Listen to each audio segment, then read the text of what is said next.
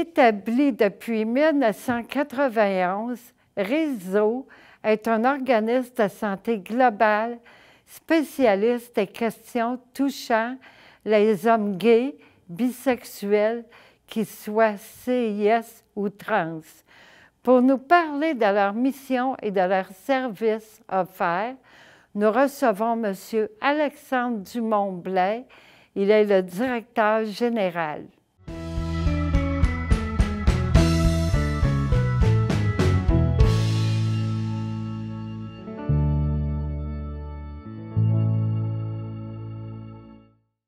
Aujourd'hui, j'ai comme invité M. Alexandre Dumont-Blais. Il est directeur général pour l'organisme Réseau. Bienvenue. Merci. Oui, ça va bien? Ça va bien, merci de l'invitation. Oui, ça fait plaisir. Dites-moi, en quelques mots, qu'est-ce que l'organisme Réseau et quelle est sa mission? Il y a beaucoup à dire sur Réseau, mais Oui. pour faire un petit sommaire, donc Réseau, c'est un organisme communautaire à Montréal, dans le quartier Centre-Sud. On offre des services, des programmes, des activités à travers toute l'année aux communautés d'hommes LGBTQ+, ou des hommes qui ont des relations sexuelles avec des hommes. On offre aussi des services à des personnes trans, à notre programme Travail du sexe. En gros, notre travail, c'est de la prévention VIH, ITSS, mais aussi des programmes et activités, campagnes de sensibilisation sur des enjeux de santé mentale, consommation d'alcool et de drogue dans un contexte de sexualité. Comme j'ai dit, programme Travail du sexe. On a des ateliers de groupe pour les hommes. On lance des campagnes aussi régulièrement. Puis évidemment, depuis les derniers mois, on a beaucoup géré la variole simienne qui est arrivée à Montréal à la fin mai 2022 jusqu'à maintenant pour l'information sur les modes de transmission et sur la vaccination aussi. OK, oui. Ça a 30 ans, hein? On fête nos 30 ans cette année. Oui. Donc, Réseau s'appelait au départ, dans les débuts des années 90, Séro-Zéro. C'était séropositivité zéro, parce qu'à l'époque, les personnes décédaient du sida. En 2010, l'organisme a changé de nom pour enlever cette notion de séropositivité dans le nom de l'organisme, parce qu'aujourd'hui, les personnes vivent avec le VIH très bien, sont en très bonne santé.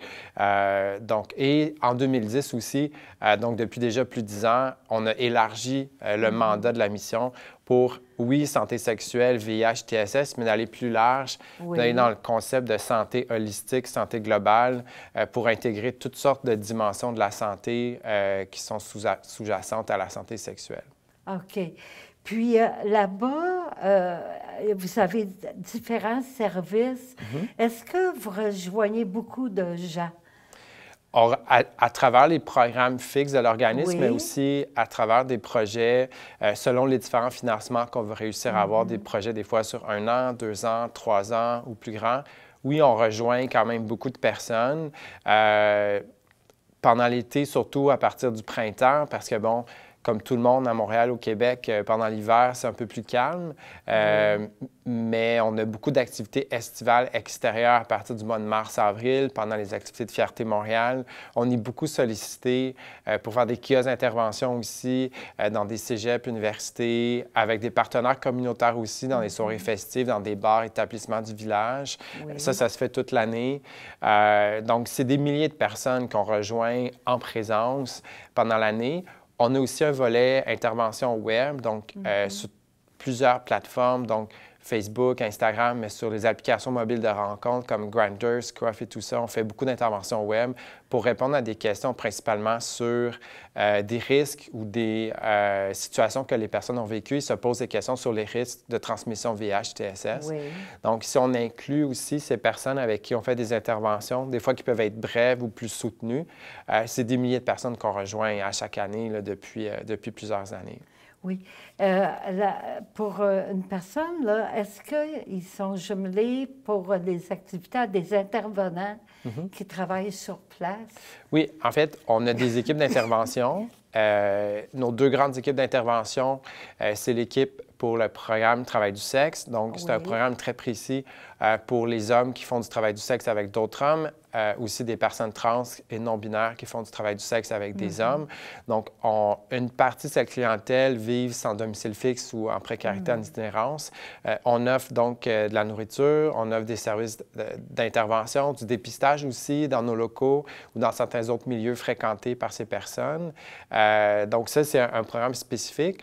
Sinon, dans les autres programmes d'intervention, bien sûr, on offre de l'intervention avec donc des personnes qui travaillent à réseau, qui proviennent de différents milieux, soit l'expérience personnelle ou des études en sexologie, en travail de rue et tout ça. Donc, il y a toujours une possibilité à réseau de parler avec une personne, soit en présence, soit par courriel, soit au téléphone, soit sur les réseaux sociaux, comme je disais plus tôt. On est une équipe d'environ 25 personnes. Ah, c'est quand même...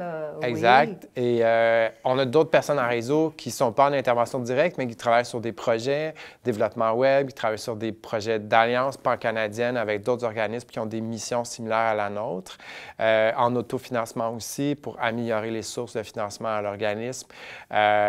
Puis, voilà. Ça prend vous avez beaucoup de grandeur de locaux, c'est grand ou... Bien, on a 3 espaces. Oui. On a notre espace sur la rue Plessis, dans le quartier ici, qui est un peu notre espace principal, administratif aussi. On a un espace d'intervention pour notre programme Travail du sexe, qui n'est évidemment pas un lieu communiqué publiquement. On a aussi un autre espace sur la rue Atatékun, qui est plus pour des projets de recherche ou du dépistage qu'on va offrir là, qui est près du cabaret Mado, en fait, un petit peu plus au sud, sur Atatékun. On a cet espace depuis 10 ans. C'est un peu un point de chute dans le village qu'on a pour certains services, programmes qu'on peut offrir là également. Donc, tout ça ensemble, ça fait différents points de service là, pour nos communautés. Oui. Puis, est-ce que vous rejoignez beaucoup de personnes sans domicile fixe? Oui, à travers notre programme Travail du sexe, parce que c'est un choix que Réseau a fait dans le passé de développer un programme pour les hommes qui faisaient du travail du sexe avec d'autres hommes, mais qui étaient aussi donc dans une dynamique d'itinérance ou de sans domicile fixe et qui, pour plusieurs, consomment des substances et qui peuvent être souvent, pas tout le temps, mais souvent judiciarisées aussi. Donc, c'est un choix de clientèle qu'on avait fait avec notre programme Travail du sexe à l'époque. Donc, dans ce programme, oui, mais on tente évidemment de faire de la réinsertion sociale, d'accompagner les personnes dans leur démarche judiciaire et ou de trouver un appartement et tout ça. Quoiqu'en ce moment, c'est très difficile de trouver des appartements à Montréal. Oui.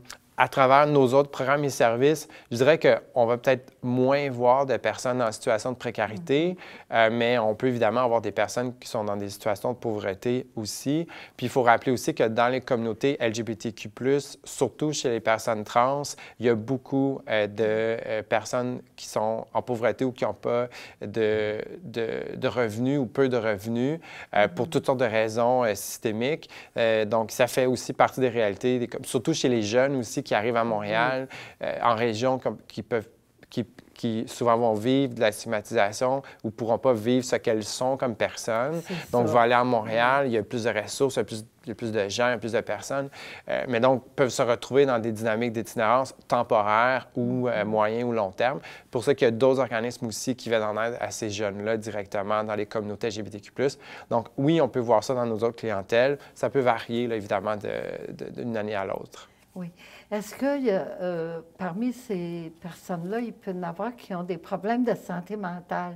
Est-ce qu'ils ont de l'aide par les intervenants qui travaillent sur place? Première question, la santé mentale, comme je le disais plus tôt, on travaille beaucoup sur cet aspect depuis un peu plus de 10 ans, parce que derrière les enjeux de santé sexuelle, il y a souvent des enjeux de santé mentale, derrière des enjeux de consommation d'alcool ou de drogue, il y a aussi des enjeux de santé mentale. Puis d'ailleurs, nous, à Réseau, on préconise que la consommation, c'est un enjeu de santé publique et non de judiciarisation. On devrait le voir ainsi, comme le dit la santé publique de Montréal puis de Toronto d'ailleurs, plutôt que de faire la répression policière et d'arrêter les personnes parce qu'elles consomment. Donc oui, l'enjeu de santé mentale, surtout chez les personnes LGBTQ+, en général, c'est un enjeu très important. Il y a de l'homophobie intériorisée, il y a de la stigmatisation qui est encore vécue. Donc, à travers nos différents services d'intervention, oui, c'est sûr qu'on ne joue pas seulement sur la santé sexuelle, mais on joue sur tout le reste des besoins de la personne. Si Réseau ne peut pas répondre spécifiquement aux besoins, on va référer vers une autre ressource ou un autre organisme.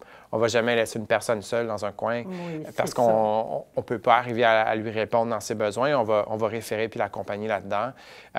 Mais clairement, à Montréal, au Québec, avoir des services de soins adaptés aux personnes LGBTQ+, c'est très difficile.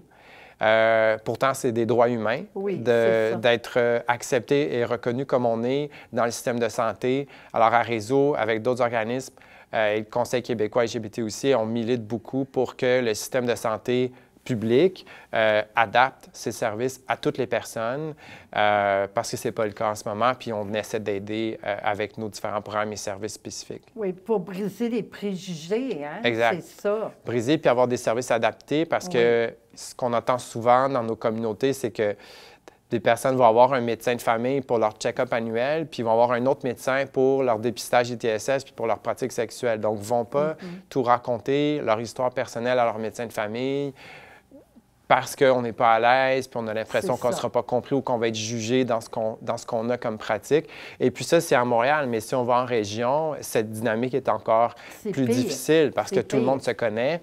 Donc, on ne parlera pas du tout de ce qu'on fait. Donc, on n'aura pas un service adapté à ce qu'on devrait avoir, en fond. OK, oui. Justement, c'est l'hiver qui arrive. Puis moi, j'ai vu dernièrement une annonce que c'était pour donner des vêtements chauds pour les personnes usagères du programme du travail du sexe de Réseau. Comment qu'on peut aider justement, là? Bien, en fait, c'est ça, comme je mentionnais plus tôt, comme une partie de la clientèle qu'on rejoint dans ce programme vit en itinérance ou sans domicile fixe, bien évidemment, un enjeu l'hiver, comme partout ailleurs à Montréal et au Québec, d'avoir des bons vêtements chauds, c'est difficile. Donc, en fait, toute personne qui veut te donner des vêtements ou peu importe quel type de vêtements, peut venir à nos bureaux sur la rue Plessis, au 2075 rue Plessis. On est ouvert tous les jours de 10h à 17h. On est au 2e étage, c'est assez clair quand on vient à la bâtisse.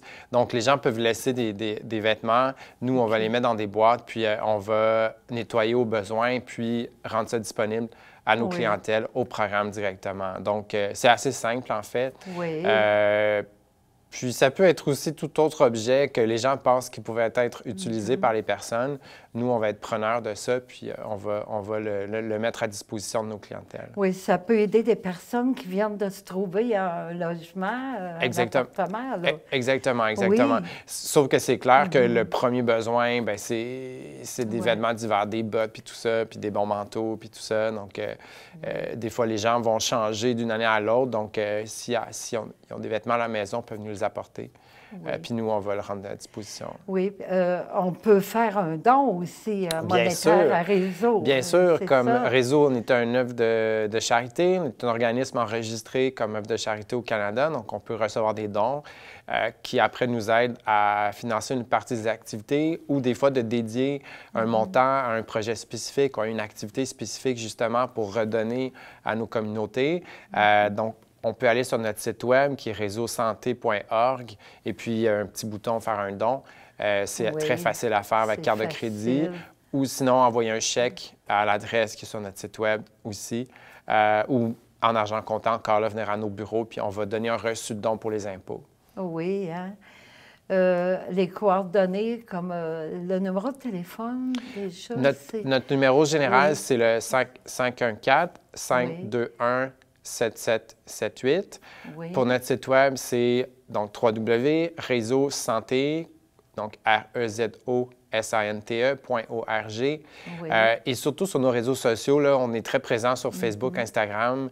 C'est Réseau Santé, comme le site web. J'invite les personnes à nous suivre pour voir justement l'annonce que vous avez vue sur les vêtements, mais de voir tous nos programmes activités. On utilise beaucoup les réseaux sociaux parce que c'est gratuit, puis c'est une façon de rejoindre rapidement nos communautés.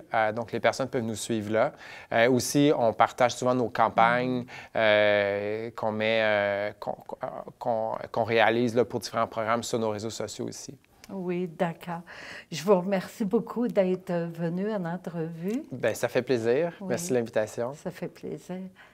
C'était Louise Miller pour les nouvelles du voisinage. À la prochaine.